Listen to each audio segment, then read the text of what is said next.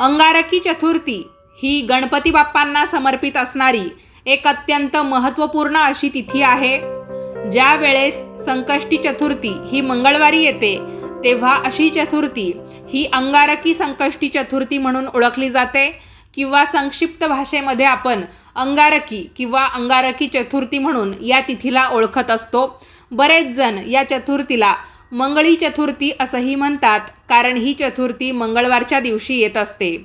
बुद्धीची देवता, रिद्धिसिद्धीचा पती, आद्य पूजनाला म्हणजेच प्रथम पूजा ज्यांची होते, मग ते धार्मिक कार्य असो, सणवार असो किंवा एखादी पूजा असो, ज्यांची पूजा सर्वप्रथम होते असे आपल्या सर्वांचे लाडके गणपती बाप्पा म्हणजे शिवपुत्र पार्वतीपुत्र असे श्री गणेश होय. सर्वप्रथम श्री गणेशांना माझा मनापासून नमस्कार. नमस्कार मंडळी, मी शीतल आणि तुम्ही पाहताय दिल्लीकर मराठी. या व्हिडिओच्या माध्यमातून मी तुम्हाला येणाऱ्या संकष्टी चतुर्थीला आपण कोणकोणते उपाय करावेत याबद्दलची सविस्तर माहिती सांगणार आहे. तेव्हा तुम्ही सर्वांनी हा व्हिडिओ शेवटपर्यंत नक्की पहा. चॅनलवर नवीन असाल तर धार्मिक आध्यात्मिक व्हिडिओ पाहण्यासाठी दिल्लीकर मराठीला सबस्क्राईब करा आणि हा व्हिडिओ पाहत असताना सर्वांनी कमेंट्समध्ये लिहा गणपती बाप्पा मोरया. चला तर मग व्हिडिओला सुरुवात करते. मंडळी, अंगारकी चतुर्थीला गणपती बाप्पांची आपण जर मनापासून उपासना केली तर त्यांच्या कृपेने आपल्या जीवनातील सर्व दुःख संकट ही दूर होतात. या दिवशी आपल्याला जर आपल्या मनातील इच्छा बाप्पांपर्यंत पोहोचवायची असेल, कारण अंगारकी चतुर्थी तिथी आहेच तेवढी महत्त्वाची, मग त्यानिमित्ताने आपल्याला जर आपल्या मनात असलेली खूप दिवसाची इच्छा की जी बाप्पांच्या कृपेने पूर्ण व्हावी, तर ती इच्छा आपल्याला बाप्पांपर्यंत पोहोचवायची आहे, तर कलश भरण्याचा हा उपाय अत्यंत प्रभावी असा मानला जातो. जर तुम्हाला नोकरी, व्यवसाय किंवा वैयक्तिक जीवनामध्ये काही अडथळे येत असतील तर येत्या 5 मे रोजी अंगारकी संकष्टी चतुर्थीच्या मुहूर्तावर हा विधी तुम्ही नक्की करा. तसं पाहायला गेलं तर अंगारकी संकष्टी चतुर्थी ही आध्यात्मिक दृष्टिकोनातून अत्यंत महत्त्वाची तसेच शुभ तिथी मानली जाते. जसं की मी तुम्हाला मगाशी सांगितलं, जेव्हा संकष्टी चतुर्थी मंगळवारी येते तेव्हा तिला अंगारकी असं म्हटलं जातं आणि या दिवशी केलेल्या उपवासाचं महत्त्व हे अनन्यसाधारण असतं. असं मानलं जातं की आपण समजा एक अंगारकी चतुर्थीचा उपवास केला तरी पण आपल्याला एकूण 21 संकष्टी चतुर्थींच्या उपवासाचे पुण्य प्राप्त होते. मंडळी, प्रत्येक महिन्यामध्ये 2 चतुर्थी येतात. एक अंगारकी चतुर्थी असते जी पौर्णिमेनंतर येते आणि अमावस्येनंतर येते ती विनायक चतुर्थी असते. मग संकष्टी चतुर्थींचा आपण विचार केला तर एका वर्षाच्या होतात 12 चतुर्थी, 12 महिन्यांच्या 12 चतुर्थी आणि आपल्याला पुण्य किती मिळतं? 21 चतुर्थी केल्याचं. म्हणजे आपण फक्त एकच अंगारकी चतुर्थीचा उपवास केला जो वर्षातून एकदा किंवा दोनदाच आपल्याला करायला मिळतो, फार तर 3दा, पण शक्यतो एकदा किंवा 2दा येणारी अत्यंत दुर्मिळ अशी अंगारकी चतुर्थीची तिथी असते. तर मग आपण ती जर केली, तिचा जर उपवास केला तर आपल्याला एकूण 21 चतुर्थी केल्याचं पुण्य प्राप्त होतं. म्हणजे जवळपास आपल्याला ज्या चतुर्थी करता 2 वर्ष लागतील. 21 म्हणजे काय, आता 21 चतुर्थी काय आणि 2 वर्षाच्या संकष्टी चतुर्थी आपण मोजल्या, जर अधिक मास नसेल तर आपण 2 वर्षामध्ये किती चतुर्थी करू? 24. तर मग इथे आपल्याला 21 चतुर्थी केल्याचं पुण्यफळ प्राप्त होणार आहे. मग तुम्ही विचार करा की अंगारकी चतुर्थी ही किती महत्त्वाची आणि किती पुण्यफलदायी ती असेल. तेव्हा प्रयत्न करा या दिवशी उपवास करण्याचा किंवा पूजा करण्याचा. बघा, हा दिवस गणपती बाप्पा आणि मंगळ ग्रहाशी संबंधित असल्यामुळे या दिवशी केलेली आराधना आपल्या कुंडलीतील मंगळ दोष दूर करण्यासाठी, कर्जमुक्तीसाठी आणि कामातील सर्व विघ्ने दूर करण्यासाठी अत्यंत फलदायी ठरतो. रात्री चंद्रोदयाच्या वेळी आपण चंद्राचं दर्शन घेऊन त्याला अर्घ्य अर्पण करून हा उपवास सोडावा, ज्यामुळे आपल्या मनाला शांती, जिला मनःशांती असं म्हटलं जातं, तसेच आपल्या जीवनातील जे काही दुःख असतात, संकट असतात ते दूर होतात, आपल्याला सुखसमृद्धी लाभते, अशी एक आख्यायिका आहे. त्यामुळे नक्कीच आपण प्रयत्न करावा अंगारकी चतुर्थीला होईल तितकी श्री गणेशांची सेवा उपासना करण्याचा. 5 मे 2026 रोजी मंगळवारच्या दिवशी येणारी अंगारक संकष्टी चतुर्थी ही विशेष फलदायी ठरणार आहे. या शुभ मुहूर्तावर इच्छापूर्ती कलश भरल्यास गणपती बाप्पांच्या आशीर्वादाने सर्व मनोकामना पूर्ण होतात असे मानले जाते. या उपायाची सविस्तर विधी आणि त्याचे लाभ पुढील प्रमाणे आहेत. मंडळी, हा उपाय करण्यासाठी आपल्याला काही साहित्य लागेल. एक तांब्या, जो पितळेचा किंवा तांब्याचा असावा. त्याचबरोबर म्हणजे हा जो तांब्या आपण घेणार आहोत तो कलश म्हणून आपण वापरणार आहोत, तेव्हा तुम्ही एखादा तांब्याचा तांब्या किंवा पितळेचा तांब्या या उपायासाठी घेऊ शकता. त्याचबरोबर अक्षता, सुपारी, नाणं, हळदी कुंकू, फुलं आणि 21 दुर्वांची तुम्हाला एक जुडी लागेल. संकल्पाची पद्धत.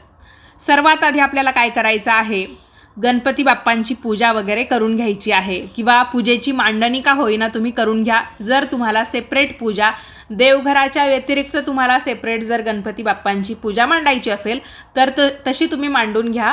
किंवा तुम्हाला जर देवघरातच गणपती बाप्पांना ठेवून सर्व देवी देवतांच्या समवेत त्यांची पूजा करायची असेल तर तुम्ही सर्व देवी देवतांना स्नान घालून, त्याचबरोबर गणपती बाप्पांना देखील अभिषेक आणि स्नान घालून देव्हाऱ्यामध्ये स्थापन करून घेऊ शकता. त्याच्यानंतर आपल्याला हा जो उपाय करायचा आहे तर त्याच्यासाठी आपल्याला संकल्प करावा लागेल. संकल्प करण्यासाठी काय करायचं, सर्वात आधी उजव्या हातामध्ये पाणी घ्यायचं, अगदी थोडंसं, म्हणजे 1 चमचाभर किंवा संकल्पाची आपली एक पळी असते ना, छोटीशी पळी देवपूजेमध्ये आपण वापरतो, तर त्या पळीने डाव्या हाताने उजव्या तळहातावर आपल्याला थोडंसं पाणी घ्यायचं आहे. त्याच्यामध्ये आपल्याला अक्षता, हळदी कुंकू आणि एखादं फूल ठेवायचं आहे आणि बाप्पांचं मनातल्या मनात स्मरण करायचं आहे. त्याचबरोबर बाप्पांचं स्मरण करून झालं की आपण आपल्या मनातील इच्छा किंवा संकल्प बाप्पांना सांगायचा आणि ते पाणी ताम्हणामध्ये सोडून द्यायचं. आता बाप्पांचं स्मरण म्हणजे काय करायचं, आपण मनातल्या मनात म्हणायचं किंवा आपल्याला आवाज येईल इतक्या, आपल्याला ऐकू येईल इतक्या आवाजामध्ये आपण श्री गणेशाय नमः असं म्हणायचं आणि त्यानंतर आपल्या मनात आपण आपली इच्छा बोलायची की हे बाप्पा, तुमच्या कृपेने माझ्या मनातली ही इच्छा पूर्ण होऊ द्या आणि ही इच्छा पूर्ण झाली तर मी प्रत्येक संकष्टी चतुर्थीचा उपवास अगदी मनोभावे करून एखाद्या अंगारकी चतुर्थीला, म्हणजे ही इच्छा पूर्ण झाल्यानंतर जी काही अंगारकी चतुर्थी येईल त्या अंगारकी चतुर्थीला मी तुमच्या नावाने काहीतरी दानधर्म करेल किंवा तुमच्या कुवतीनुसार तुम्हाला जे काही बोलायचं असेल की तुम्ही काही दान करू शकता का किंवा काही उद्यापन करू शकता का, गोरगरीब विद्यार्थ्यांना काही मदत करू शकता का, असं तुम्ही काहीतरी म्हणायचं आहे. त्यानंतर आपल्याला कलश भरायचा आहे. कलश म्हणजे आता आपण जो तांब्याचा किंवा पितळेचा तांब्या घेतला होता ना तो घ्यायचा, त्याच्यामध्ये शुद्ध पाणी भरायचं. त्या पाण्यामध्ये 1 सुपारी, 1 नाणं, थोडंसं हळदी कुंकू, 1 फूल आणि अक्षता टाकायच्या आहे. कलशाच्या मुखाशी म्हणजे तांब्याची जी मान असते ना, तर त्या मानेभोवती आपल्याला मंगलमयी लाल पिवळ्या रंगाचा एक धागा, ज्याला कलावा किंवा रक्षासूत्र असं म्हटलं जातं, तर तो बांधून घ्यायचा आहे.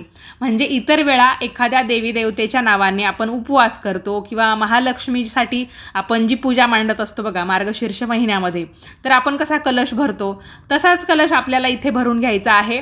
फक्त आपल्याला त्या कलशावर नारळ ठेवायचा नाही आहे, तर त्याच्याऐवजी आपण दुर्वा ठेवणार आहोत. तर त्या कशा ठेवणार आहोत तेही मी तुम्हाला पुढे सांगत आहे.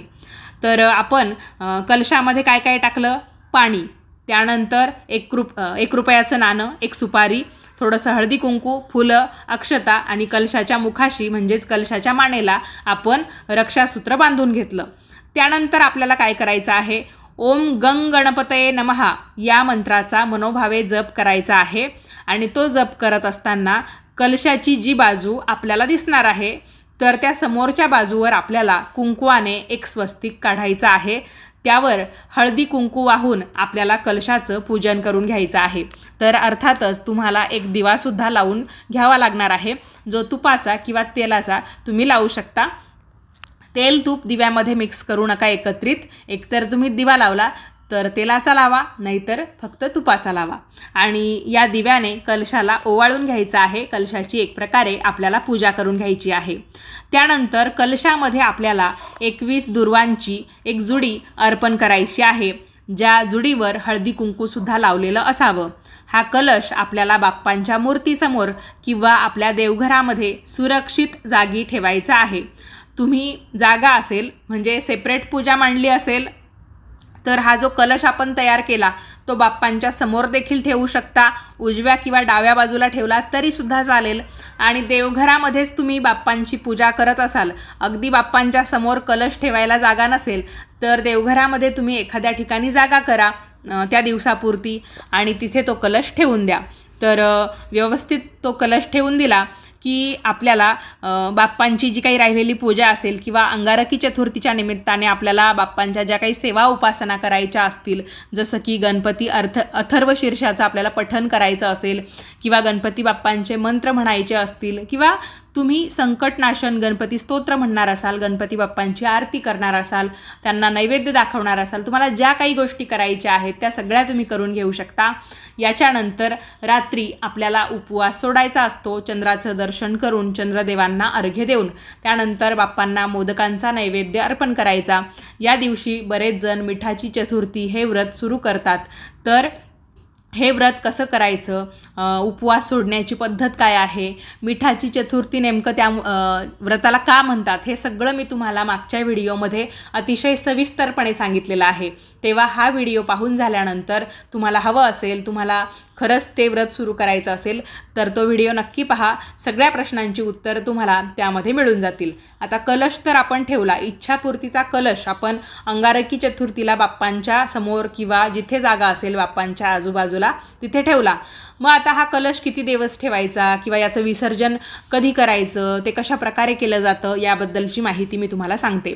तर मंडळी, दुसऱ्या दिवशी म्हणजे चतुर्थीच्या दुसऱ्या दिवशी बुधवारी आपण सकाळी लवकर उठायचं, स्नान करायचं आणि स्नान झालं की कलशातील ते दुर्वांसह असलेलं पाणी वाहत्या पाण्यामध्ये आपल्याला सोडून द्यायचं आहे. मग आपण नदीच्या ठिकाणी जाऊ शकतो किंवा पाट असेल, तलाव असेल, तिथे आपण ते पाणी सोडून दिलं तरीही चालेल. तुम्ही शेतकरी असाल, तुमच्या शेतामध्ये जर तुम्ही पाणी सोडत असाल, म्हणजे विहीर असू शकते, बोरवेलचं पाणी असू शकतं, आपल्या पिकांना आपण पाणी सोडतो ना, तर तिथे सुद्धा वाहत्या पाण्यामध्ये तुम्ही हे दुर्वांसह असलेलं पाणी सोडून द्यायचं आहे.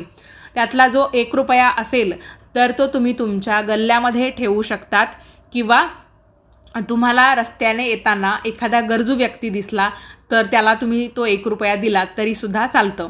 तर अशा पद्धतीने आपल्याला या गोष्टी करायच्या असतात. सुपारी असेल तर तीसुद्धा पाण्यामध्ये आपल्याला सोडून द्यायची आहे.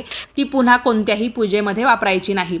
तुमच्या जवळपास समजा वाहतं पाणी उपलब्ध नसेल तर त्या दुर्वा निर्माल्यामध्ये टाकाव्यात आणि कलशातील पाणी घरातील तुळशीच्या किंवा अन्य फुलांच्या कुंडीत अर्पण करावं.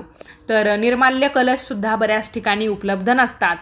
तर तुम्ही काय करायचं, त्या ज्या दुर्वा असतात ना, ती जुडी एखाद्या झाडाच्या कुंडीत म्हणजे त्या मातीमध्ये तुम्ही ती ठेवून दिली तरीही चालेल. फक्त अशा ठिकाणी ठेवू नका की त्या दुर्वानंतर आपल्याकडून ओलांडल्या जाणार नाही किंवा आपला पाय तिथे पडणार नाही.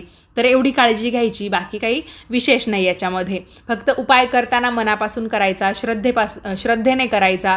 त्यामुळे आपल्याला केलेल्या उपायाचं जे काही फळ आहे ते अतिशय चांगल्या प्रकारे आणि शीघ्र गतीने मिळतं. जर आपण एखादी गोष्ट शंका मनामध्ये ठेवून केली तर नक्कीच तो उपाय तिथेच फेल जातो किंवा त्या उपायाचा काही उपयोगच होत नाही. त्यामुळे करताना मनापासून करायचं. आता बघा, या उपायाचे लाभ आपल्याला काय काय होणार आहेत. एक म्हणजे आपली इच्छापूर्ती होणार आहे. आपण जी काही इच्छा बाप्पांकडे मागितली की बाप्पा खरंच त्या इच्छा पूर्ण करतात. एवढ्या श्रद्धेने आपण ही गोष्ट पुढे केलेली आहे कलश भरण्याची, तर इच्छापूर्ती नक्कीच होते. श्रद्धेने हा कलश भरल्यास प्रलंबित असलेली सर्व कामे मार्गी लागतात. त्याचबरोबर नकारात्मकता दूर होते. कलशामध्ये वापरलेले पाणी आणि मंत्रजप घरातील नकारात्मक ऊर्जा नष्ट करतात. कारण या कलशावर आपण नारळ नाही ठेवला, कलश तर उघडा आहे. जी काही निगेटिव्हिटी आहे, जी काही नकारात्मकता आहे, मग आपल्या ती मनात असू शकते, आपल्या घरामध्ये असू शकते, घरातल्या सदस्यांच्या मनामध्ये सुद्धा काही उलटसुलट विचार येत असतील तर ते सगळे वाईट विचार या पाण्यामध्ये जातात. आणि हे पाणी तसंही आपण दुसऱ्या दिवशी कशालाही न वापरता आपण ते एकतर झाडाला घालून देतो किंवा मग वाहत्या पाण्यामध्ये सोडून देतो. तर खूप चांगल्या पद्धतीने सकारात्मक ऊर्जा आपल्या घरामध्ये या उपायामुळे तयार होते. तसेच आर्थिक स्थैर्य.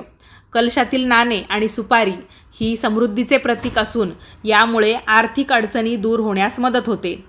अंगारकीच्या दिवशी हा उपाय केल्यामुळे मंगळ ग्रहाचे प्रतिकूल परिणाम देखील कमी होतात. तर अशा पद्धतीने या उपायाचं खूप सारं महत्त्व आहे. अंगारकी चतुर्थी खूप कमी वेळा येते, जसं की वर्षातून एकदा, दोनदा, 6 महिन्यातून एकदा अशी येणारी ही दुर्मिळ तिथी आपण नक्कीच उपयोगात आणावी. तुम्हाला हा व्हिडिओ, ही माहिती कशी वाटली ते मला तुमची एक कमेंट करून नक्की कळवा. व्हिडिओ तुम्हाला आवडला असेल तर लाईक करा, जास्तीत जास्त लोकांना पाठवा आणि याच पद्धतीचे नवनवीन माहितीचे धार्मिक आध्यात्मिक व्हिडिओ नेहमीच पाहण्यासाठी आजच आपल्या दिल्लीकर मराठी या यूट्यूब वाहिनीला सबस्क्राईब करा. वेळात वेळ काढून व्हिडिओ शेवटपर्यंत पाहिला त्याबद्दल तुम्हा सर्वांचे खूप खूप धन्यवाद आणि तुम्हाला अंगारकी चतुर्थीच्या हार्दिक शुभेच्छा. गणपती बाप्पांच्या कृपेने तुमच्या मनातल्या सगळ्या इच्छा पूर्ण होत अशी मी प्रार्थना करते आणि आजच्या व्हिडिओमध्ये इथेच थांबते. धन्यवाद.